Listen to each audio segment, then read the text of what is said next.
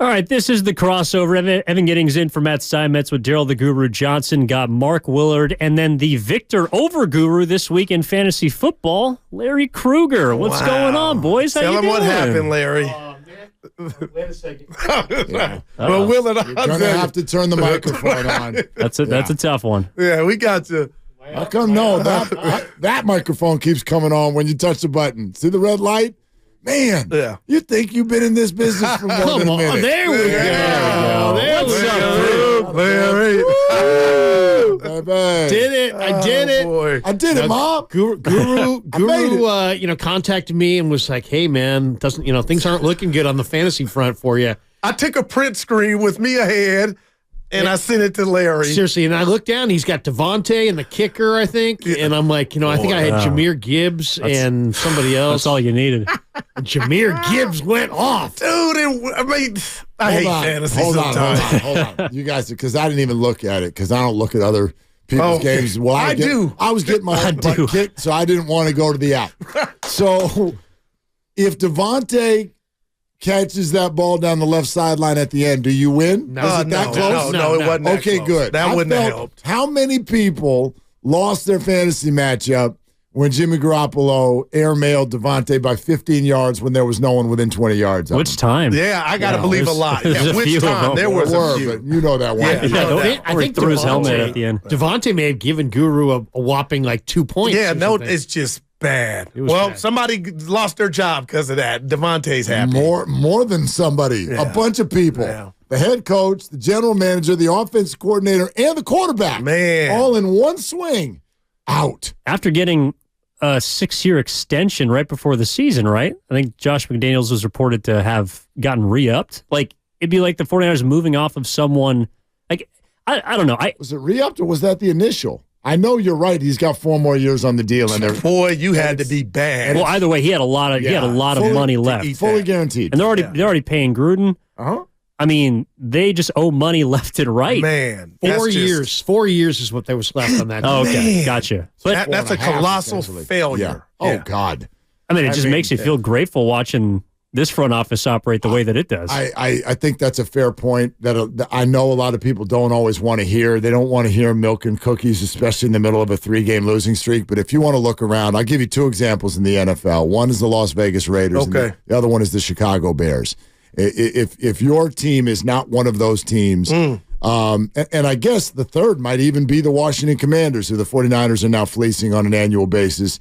But if you are rooting for a team other than those, you have to be thankful that you're not them. Yes, there are mistakes made by every front office, but there are front offices out there right now that are completely lost. I mean, completely. Did anybody pick up the phone? It's John Lynch, the only one making the calls. Mark Davis has a blindfold on and darts in his hand. That is, man. And he is just throwing them at the wall. Well, I don't know. Just going, let's hope. I hope it goes in the right slot. I think he thinks he's getting Harbaugh. I think he's going all He in can for think Harbaugh. They had all a he chance to wants. get him before they hired McDaniels, and something didn't go right, Larry. gonna need But a I lot more said than that Harbaugh. earlier. They already, like John Earlier. Gruden was Harbaugh back when they hired him. They're like, we forget it. We're going to get our guy. And then emails and goodnight. It is a complete and total. That general manager, Ziegler's been there for what? Man. I mean, They had a good draft, I thought, right? They got Michael Mayer, I think, Yeah. but he hasn't done anything. That's the thing. None of the rookies have gotten on the field. And you thought Garoppolo could get you somewhere, and I love Jimmy. It's hard.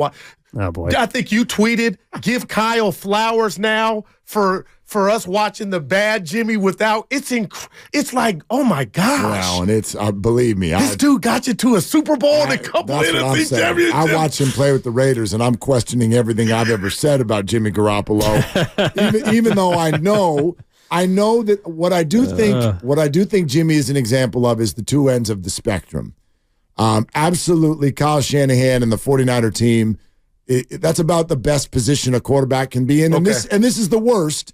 And so, who Jimmy is, if given normalcy, is somewhere in between these two things. But trust me, I get it. He had weaponry. Let's not act like he had one of the best receivers in the game. But he doesn't with the Raiders. So no, he's got weapons, but it's more of an indictment. He doesn't have a line. He does not have time. Or a play caller. Yeah, he does not have time, but he does not. His field presence has been horrible this year. Like, he just sits there and takes the sack. And every time. He's regressed. Yeah. I mean, sometimes you stay the same. Sometimes you get better. Sometimes you get worse. He's getting worse. I was, nobody asked, but I was at a doctor's appointment. Larry and I came out to the news of Chase Young, a 49er, and I thought to myself, and I mean this, you tell me if I'm not being fair, if I'm being unfair. I said, my gosh, you got a team that was set out to win or picked to be at least in the NFC Championship game. You don't you rest on your laurels. You got McCaffrey last year, and you go basically get Chase Young free when all of a sudden this D-line, which you thought you didn't need it, we'll leave that for later.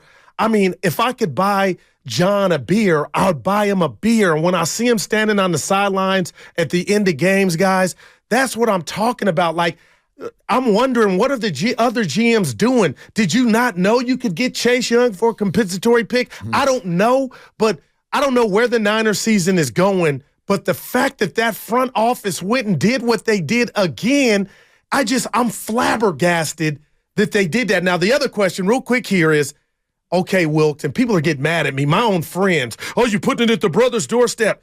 If you don't get home now and pressure and wreak havoc on the quarterbacks, I think the Niners have the answer as to, and I told Evan this, you tell me what you think, they now can identify something is going wrong with the system if these four can't get home. They took away the excuses. Which they took away the excuses. And I don't even know that there were a few to begin with before. I don't know that they deserved them to begin with. Like, my quick sentence on this is it's a great move. It's odd that they had to make it, though. Peter King. Like that defensive line at the start of this year, you should not have thought, oh, we're going to need to add to that at the deadline. But that doesn't make it a bad move. It makes it a great move. And I agree with you guys. It takes all of the excuses, if you want, the reasoning behind it. By the way, I want to have the courage to say this to you, Goo, when you say it the way you just said, what a lot of your friends are saying to you. I really, really wish that we wouldn't make stuff like this about skin color. Okay. The last two defensive coordinators I've used that. And they were freaking fantastic. And parlayed that into new jobs. I get it. I fully understand. The blame game in sports is rarely fair, whether it has to do with skin color, position, whatnot. Like Farhan Zaidi said it directly to my face a month ago, where he's like, the blame goes to the manager because he's the manager. Like that it doesn't mean that he was all the problem. But he's the manager. If a high-priced, high-performing defense suddenly stops working, we're going to look at the defensive coordinator. The one thing I would never comfortable with Wilks' resume is he's been in a lot of different places in the last 15 years. We're talking about like 13 different jobs in 15 years. That's a lot of moving around. I mean, that would worry me no matter what job I was hiring for if somebody's been in 15 places in 16 years or something like that. But I kind of look at this, guys, as why have some fancy, security system, let's say, on your home if you also, but we leave the garage door open. We got the state of the art, retina scan and all in every ounce of every possible doorway and window is locked up and it calls the cops and everything's immediate and but we leave the garage door open. That's kind of what the Niners were doing on this defensive line. You got Hargrave, you had Armstead, you got Bosa. They're all Bosa's underachieved, but when the quarterback can slide out the other door and just into an open spot because Kerry Hyder's not doing his job. Drake Jackson's not doing the job. Austin Bryant's not doing the job. The guys opposite Bosa aren't doing the job. What good is three studs if you're going to have one easy way to get out the side door? And I think now they've closed that side door. The coverage has got to be tighter. I mean, it's not just a rush deal. It's a coverage deal as well. So I'm eager to see what they look like against Jacksonville because Jacksonville has a ton of speed. I guess my question about that, though, is like Kerry Hyder performed well in this system, or maybe not this system, I'm sorry, on this team before. Right. And I remember thinking at the time, guys like this, like whoever you stick on the opposite side of Nick Bosa is going to ball out Because Nick Bosa. Well, he did week one. He's going to get all the, well, fine, but consistently. Like, why this year does that not seem to be the elixir? Why, like, Nick's still getting all the attention? John Lynch will tell you, oh, you're not watching football if you don't think Nick is dominating. Okay, whatever. I don't know if I buy that completely, but Nick, I don't think is a problem. Why are the people on the other side of him who have always performed well? It's no different than Jeff Kent hitting behind Barry Bonds. Like, you were good because Nick took all the attention and you could go perform. And this year, that's not happening with multiple people. So I just go to a very basic question about Steve Wilks over and over, which is this. I refuse to believe, why would a bunch of high-priced, talented defensive players all at once stop performing at their highest level? It's not the same group. It's not the same group. You had Azeez Al-Shaair. He's making 15, 16, 17 tackles a game now in Tennessee. So he's not there. You had Jimmy Ward. He's not there. You had Jaquiski Tart. He's not there. You bring in Hargrave. He's a great pass rusher. He's not great against the run. I just think that there's like 4 or 5 key guys. And then you heard Shanahan. What I love about Shanahan is he's direct and he's honest and he's not a good liar. And when he came out and said, my team is beat up and slow.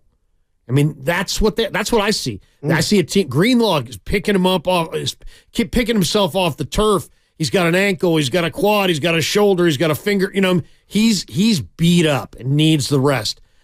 Greenlaw and Warner making all the tackles. All of them. Where's Jimmy Ward? Where's Tart? I love Hufanga. He's got great hair, and everybody loves Hufanga and the whole, every Hufanga, Talano. You know what? Make a freaking tackle. Yeah. I love Tayshaun Gibson. When was the last time you saw Tayshaun Gibson step into the hole and detonate on somebody? I love Hargrave. He's not great against the run. The numbers kind of show it. So I just think that you take 4 key guys, and it used to be like a big, the Niners, every team that played the Niners last year lost the next week. They don't have that same physical swagger on their D.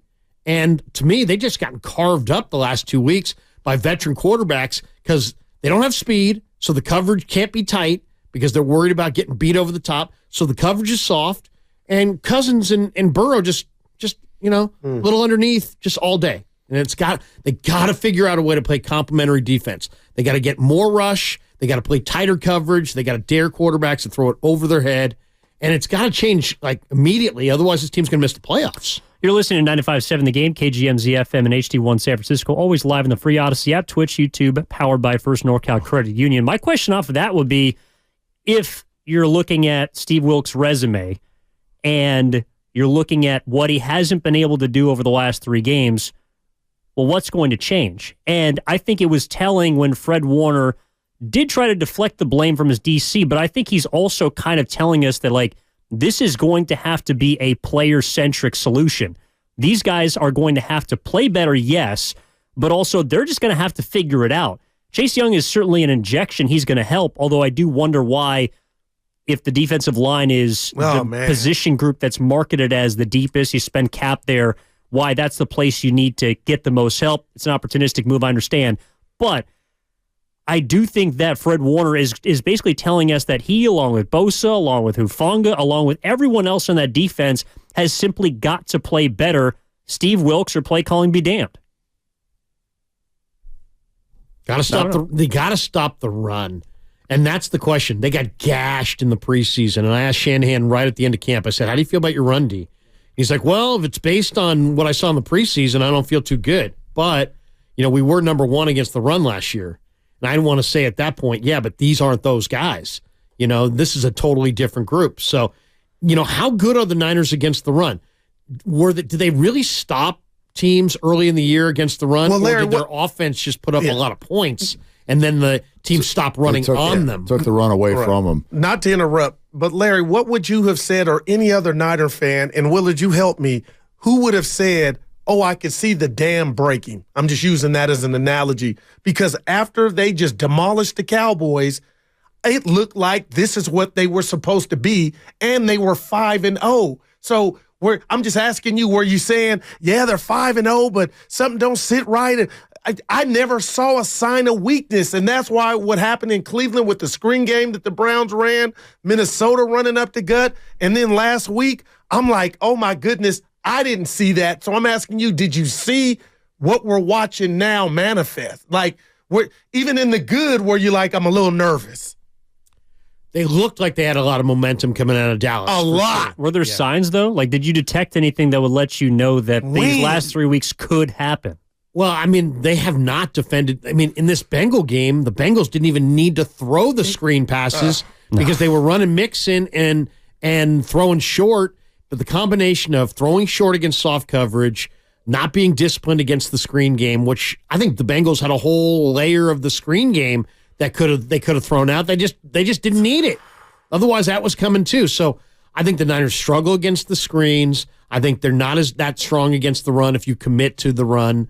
And I think they're a team that has to get the game on their terms. They got to get a lead and play with the lead, and then send a bunch of exotic blitzes and four-man rushes with games up front at the quarterback, and then they've got the center fielders in Gibson and Afanga to pick off passes, which you saw in the Dallas game. Dak got impatient. They started throwing the ball. As soon as they started throwing the ball, they started turning it over, and the score got more separation on the scoreboard. So I think the 49ers, I think they need to look at some changes to their lineup.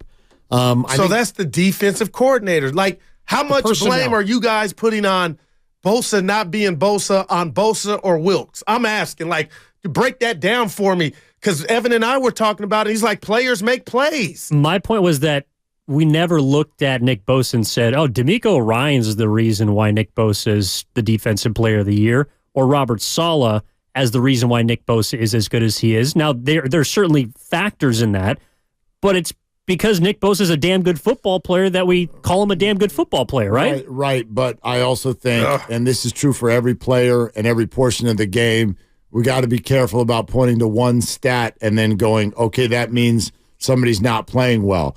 I don't necessarily want to listen to John Lynch tell me that Nick Bosa is actually the best D lineman in the league, even though he's only got 2 sacks. But I also, I don't think it's fair to just be like, Nick suddenly stinks. Nick is not playing poor football. He has not gotten home nearly as much. There are a number of reasons for that.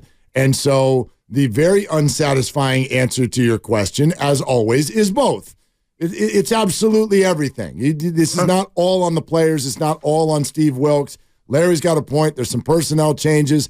I think Steve Wilkes has tinkered too much. I think he's decided to get too cute. I think he came in with the things he likes to do, and he's doing a lot of them, and it has robbed the 49ers of some of just their raw skill. Like he's giving them too many tools when I think a lot of times they can just say, I'm more talented than you. Let me take over. Let me go do it. So I think there is a little bit, as Richard Sherman said, get back to basics a little bit, add in Chase Young, get a little healthier Dre Greenlaw, and also have some faith.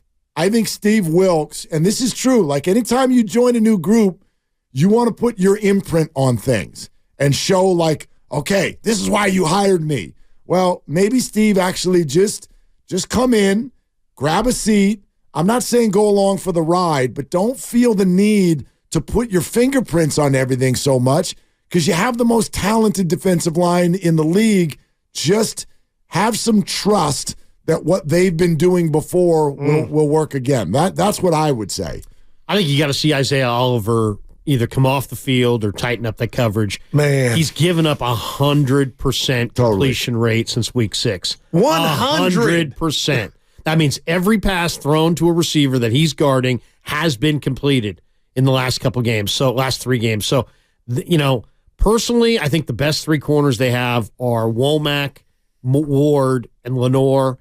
And when Womack, supposedly Lynch said this morning at 7:30 that Womack and Luter are getting close to being back. Luter's going to help as well. He's a rookie, but he's a long-armed rookie. He played nothing but press man at South Alabama. Those 2 guys, I think, are the reason they didn't consummate a deal for a corner.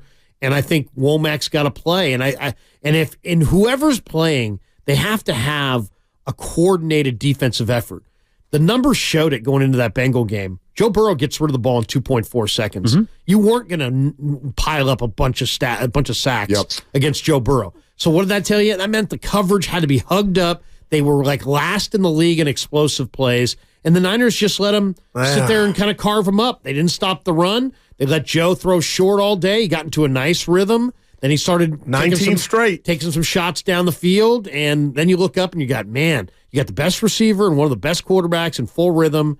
Then it's really hard to stop him. I'll say this, and I didn't know that this was as much of a characteristic of Hargrave as I realized. Maybe he can turn this around, but if he's not very good stopping the run, then it was a bad signing. I know he's a great player, and I was incredibly excited about him, but I expected him to be able to stuff the run better than he has, because your point is a good one, Larry. I just think in football in general, but especially in the NFL, if another team runs on you, you're dead. It kills everything. It robs you of your morale within the game.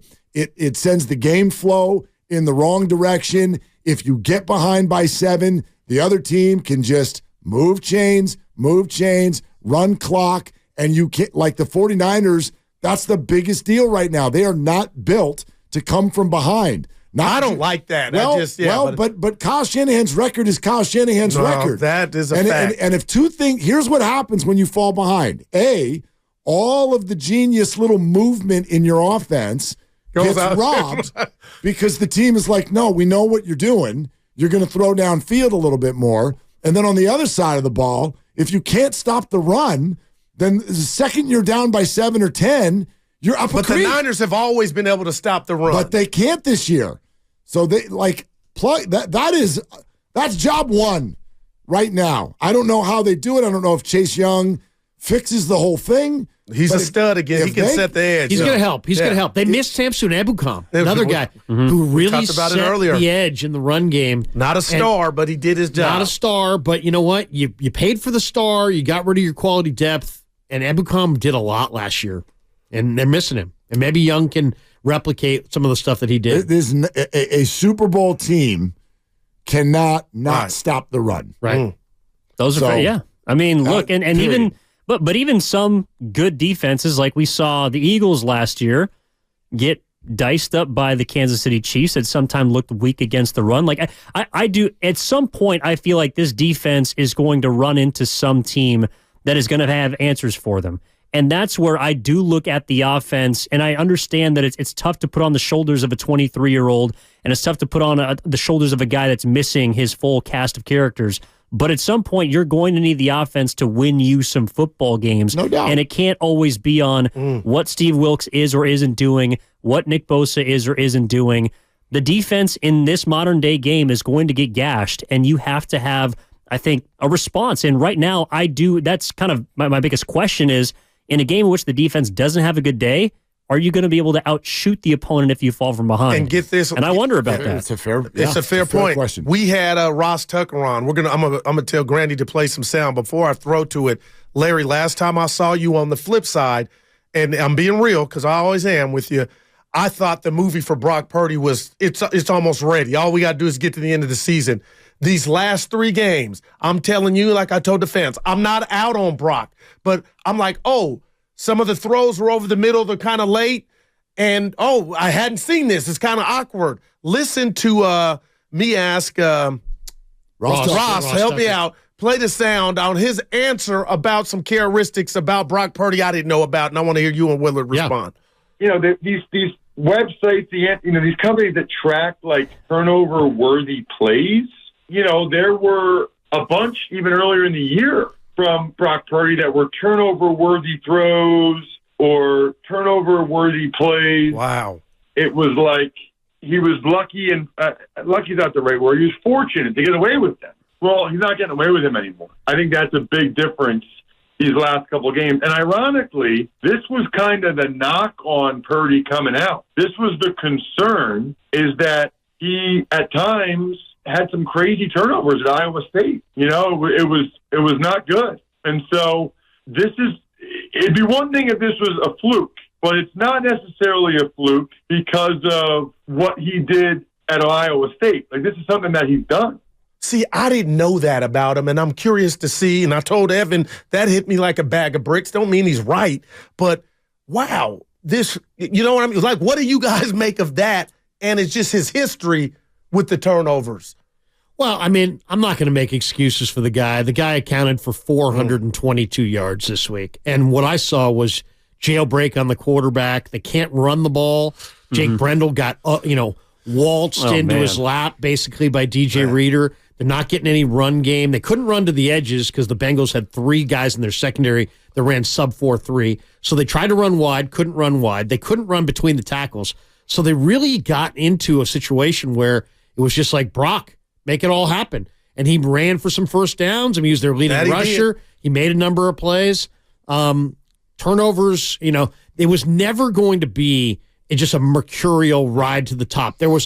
We said it. I mean, everybody said it, even during the Dallas game. If you go back to those shows, people were saying, hey, you know what? They're rolling now, and they look great. But, guys, we know he's going to lose some games. He's going to throw some picks. He's not going to be this guy, the only quarterback ever who doesn't throw picks. And then he did. And then all of a sudden he did. It's like, he's not him, and he's not the guy. No, I'm not saying that. It's so awkward to see. Yeah, Turnovers are Kyle Shanahan's number one. No. Don't do that. And I know that sounds like simple he looked like to he wanted say. to paddle him on the one in the red zone. Oh, my God. It is Kyle Shanahan's number one wish, and it is also what for so long made Brock Purdy special. Brock Purdy is never going to look like Mahomes on a field, but what made him so special was that he, for such a long period of time, he avoided that backbreaking mistake. And now that hasn't happened for a couple of weeks in a row. Larry, your point, though, is also totally fair, which is if you want to look at the game from an umbrella view, he got put into a really crappy spot. Like if you're a QB and you go, okay, here's the deal. Your defense is not going to be able to stop the run, okay? Your running back is going to turn it over when you get into the red zone. You don't get your left tackle. You don't get your security blanket wide receiver. Okay, go do it. And then he did for a lot of the game, and then he didn't. So, yes, there are points for everything there, which is to say this has been a difficult spot for Brock. However, he's made the back-breaking mistake, which he's got to stop doing. Right. Yeah. He's got to stop doing. But anybody, in my opinion, if you are panicking about Brock, if you are thinking that Brock is the problem or even one of the top 2 or 3 problems, I don't agree with where you are. That does not make any sense to me. It does not add up that Brock Purdy is in any way the problem right now or that we should even be discussing his job status. We can discuss his play, of course, and we can criticize certain performances in moments. To talk about his job status or his career. The guy, not the guy, my God, way, way too premature. Well, also, I mean, it's nice to have recency bias a little bit. We all have it. What we just saw is the most compelling thought. But I mean, let's back away for a second. We're talking QBR. The guy's 3rd in the league behind Josh Allen and Patrick Mahomes. Right. He's in front of Herbert. He's in front of Tagovailoa today after all these picks. And then the other thing is, if you want to talk about turnovers, the guy's got 7 turnovers. I think Desmond Ridder has 12. I think Josh Allen has 11. He just got benched, yeah. I think Mahomes has 10 or 9 or whatever. I mean, he still has fewer turnovers than a lot of guys. But you're right. I mean, he's got to take to me, the worst one was the last one where he didn't see Logan Wilson and he's late over the middle and he's floating. That was Jimmy-like.